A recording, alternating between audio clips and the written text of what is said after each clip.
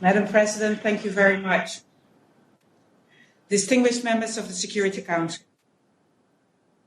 In recent months, I have consistently referred to urgent, unfinished domestic business in Iraq. Perhaps inevitably, today I will brief on protests and civil unrest.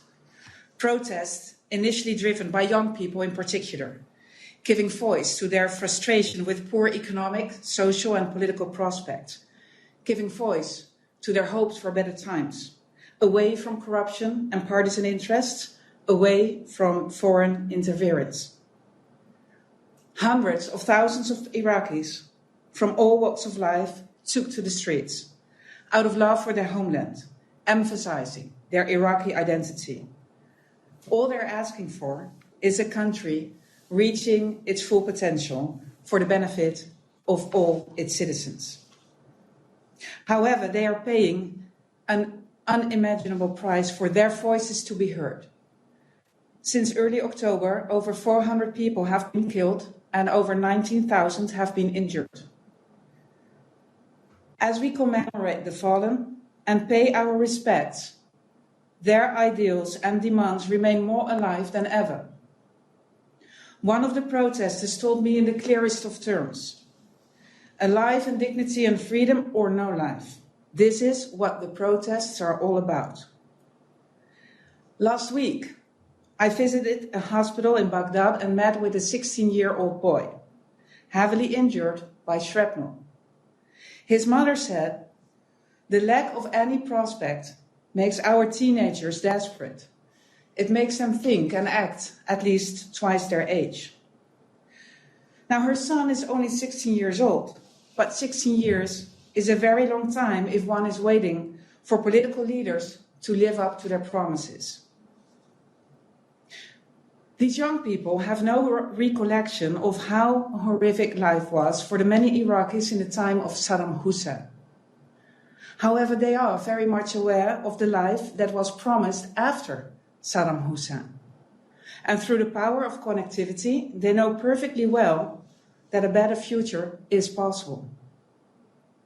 I often said, the current situation cannot be judged without putting it in the context of Iraq's past, and that is true. What we are witnessing is an accumulation of frustration over the lack of progress for so many years. After years, even decades of sectarian strife and conflict, a renewed sense of patriotism has taken hold, symbolized by the 16-year-old boy I met in hospital, as well as his countless brothers and sisters demonstrating in Iraq. Some well-known Iraqis refer to it as the battle of a nation. And let me underline, any successful nation needs to warmly embrace the potential of its young people. This is all the more important in Iraq, with its remarkably young population. Madam President, events spun out of control on the very first night of the demonstrations, with authorities immediately resorting to excessive force. The high loss of life, the many injuries, the violence, combined with this long period of under-delivered promises, it all resulted in a huge crisis of confidence. Although the government announced various reform packages addressing issues such as housing, unemployment, financial support, and education, these are often perceived as unrealistic or too little too late. Additionally, the government's investigation into the violence of early October, it was a good step, but it's seen as incomplete. Who is smashing media outlets, gunning down peaceful protesters, abducting civil activists? Who are these masked men? Who are these unidentified snipers? I do note that a number of arrest warrants have been issued, but I would like to emphasize that perpetrators must be brought to full account. Now, Madam President, there can be no justification for the many killings and heavy injuries of peaceful protesters. Yet this is precisely what we have been documenting since the 1st of October. The rules of engagement were reviewed by the government to minimize the use of lethal force. And indeed, more restraint was observed at the start of the second wave of demonstrations in Baghdad in particular. Yet the harsh reality is that the use of live fire has not been abandoned, that non-lethal devices such as tear gas canisters continue to be used in an improper way, causing horrific injuries or death, that unlawful arrests and detentions continue to take place, as do abductions, threats, and intimidations. The recent events in Nasiriyah and Najaf are a case in point. Therefore, I wish to reiterate the importance of guaranteeing fundamental rights, above all the right to life, but also the right to peaceful assembly and freedom of expression. Additionally, I wish to again stress the critical importance of full accountability and justice at all levels. Also important to note, the shutdown of media outlets, internet, social media. It adds to the public perception that the authorities have something to hide. Now, addressing hate speech does not mean limiting or prohibiting freedom of speech. Another great concern, Madam President, is the encroachment of power dynamics, trying to hijack the peaceful protests. Acts of violence that are politically motivated, gang-driven, or arising from external loyalties, it risks placing Iraq on a dangerous trajectory, sowing chaos and confusion, including the further loss of life and the destruction of public and private property. This gravely undermines the rightful demands of the Iraqi people. It complicates the work of the security forces, and it provides a cynical excuse for inaction, or worse, an excuse for all kinds of conspiracies to justify violent crackdowns on peaceful demonstrations.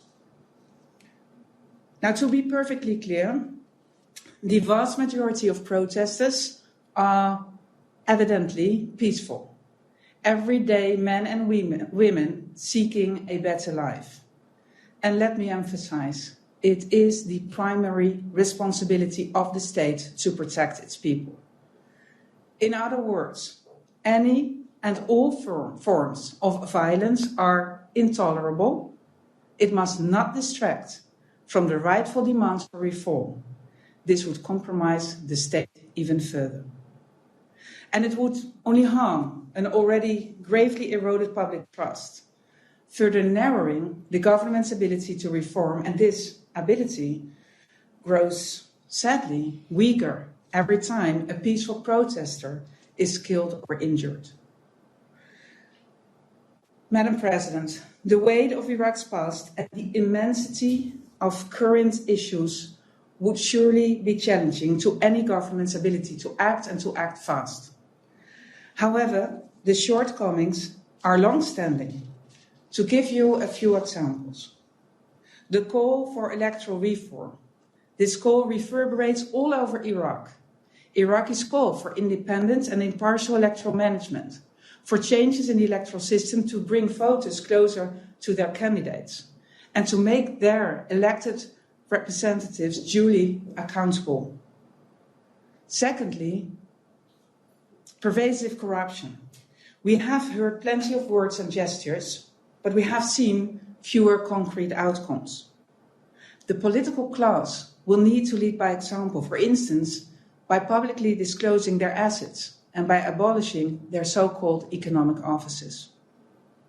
I cannot overstate that anti-corruption efforts will be key to unlocking immense social, economic, and political potential. Without meaningful progress, we risk treading water on nearly every other front. A related key demand of the demonstrators is an environment conducive to employment and growth. While this is one of the best remedies against unrest and conflict, we have seen precious little in terms of implementation. Some 3 weeks ago, following consultations with a wide range of Iraqis, including protesters and authorities, We proposed a number of steps as a way forward, and further initiatives to foster dialogue are ongoing or on their way. But for this dialogue, this peaceful attempt to succeed, the protesters' conditions are clear: an end to the bloodshed, abductions, and unlawful arrests. Also, it must be understood that without full accountability and justice, it will be nearly impossible to convince the people that political leaders are sincerely willing to engage in substantial reform.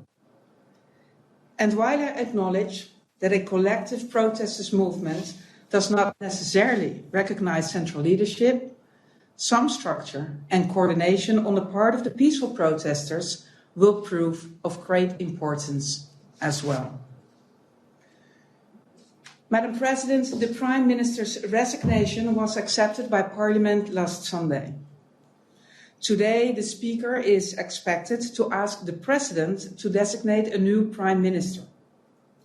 The President will have 15 days to do so.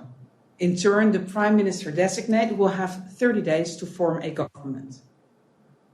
While talks about the Prime Minister designate are ongoing between political leaders, I would like to emphasize the urgency of current circumstances.